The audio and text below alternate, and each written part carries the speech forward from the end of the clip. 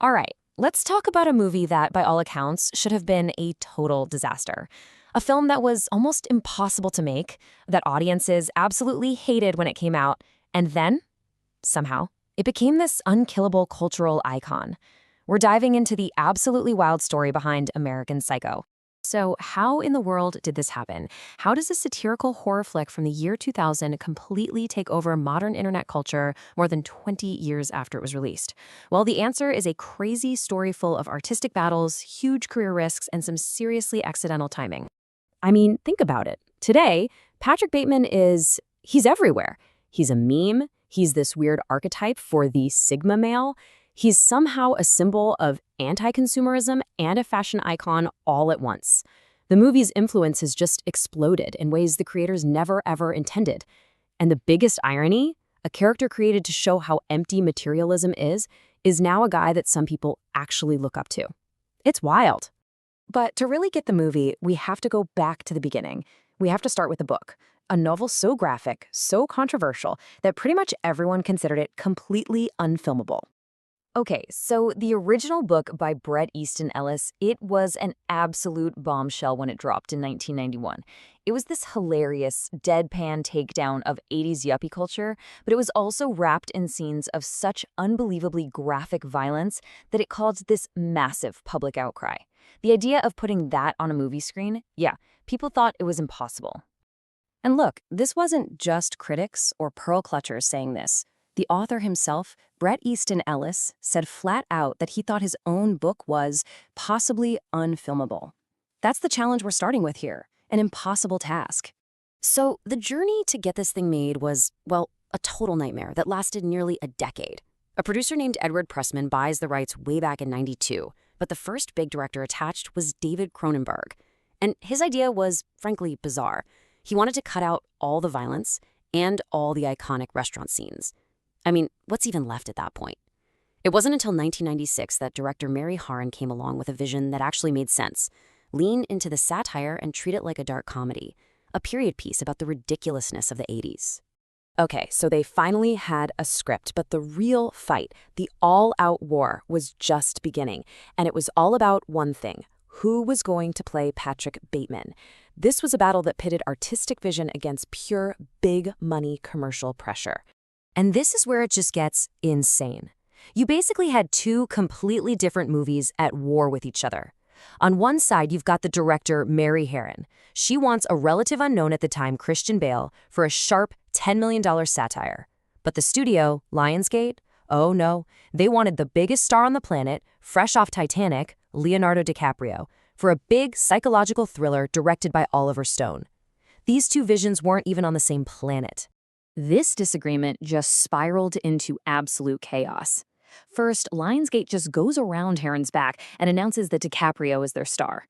When she holds her ground on Bale, they fire her. They bring in Oliver Stone to direct Leo, but then Stone and DiCaprio can't agree on what kind of movie they're making, so they both quit. It's unbelievable. The studio has to crawl back to Mary Harron and rehire her, but even after all that, they still didn't want Christian Bale. And just to put a number on this for you, the studio was willing to pay Leonardo DiCaprio $20 million. That's almost 3 times what the entire movie was supposed to cost to make. And Christian Bale, after all that fighting, after he turned down other jobs for 9 months because he believed in this part, he was paid just $50,000, not million, $50,000, the absolute legal minimum the studio was allowed to pay him.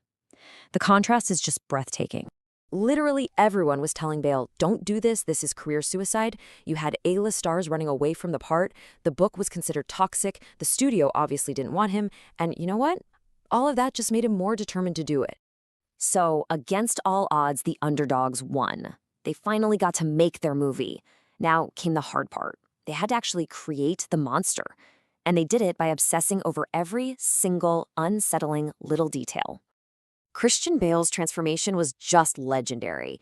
He got into insane physical shape, obviously, but the real genius was the personality. He actually saw a Tom Cruise interview and based Bateman's entire unnerving vibe on what he called Tom Cruise's intense friendliness with nothing behind the eyes. Perfect, right? He stayed in character the whole time on set, never broke his American accent, which completely baffled and freaked out his co-stars. And that commitment to keeping you off balance came right from the top.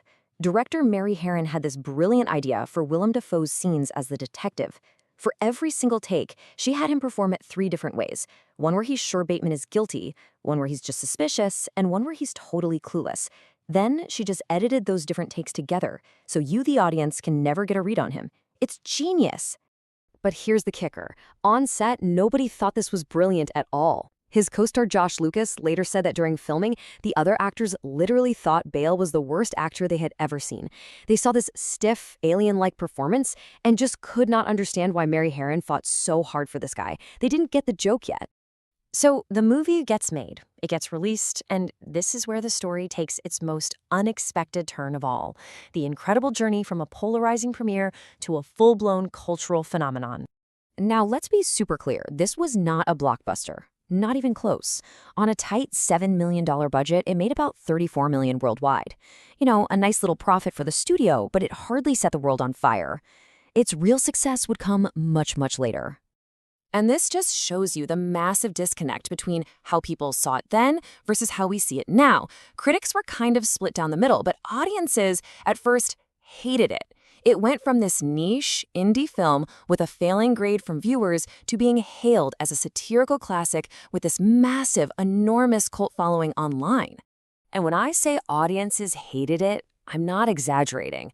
A D from CinemaScore is catastrophic. That means the people who actually paid money to see it opening weekend walked out of the theater actively disliking the movie. It was a complete and total public rejection. But then, something funny happened. Over the next 2 decades, through DVD and, most importantly, through the rise of the internet, the film finally found its audience. A whole new generation discovered it, they actually got the satire that Harron and Bale were going for, and they embraced its style, turning its most iconic scenes into the memes and GIFs that are basically a language online now. So why does it stick around? Why does this movie just refuse to die? Well, it's a few things. It's a timeless and razor-sharp critique of a culture obsessed with surfaces. It's Christian Bale's hypnotic, once-in-a-lifetime performance. It's that perfect, weird blend of horror, comedy, and satire. But maybe the biggest reason is that its themes about identity and emptiness feel even more potent in our social media age than they did back in the 80s. And that leaves us with one final, lingering question to think about. Was Patrick Bateman just a satirical monster born out of 1980s greed? Or does his obsession with image, his hollow core, and his total break from reality actually make him a pretty unsettling reflection of our own time? That right there is the unkillable idea of American Psycho.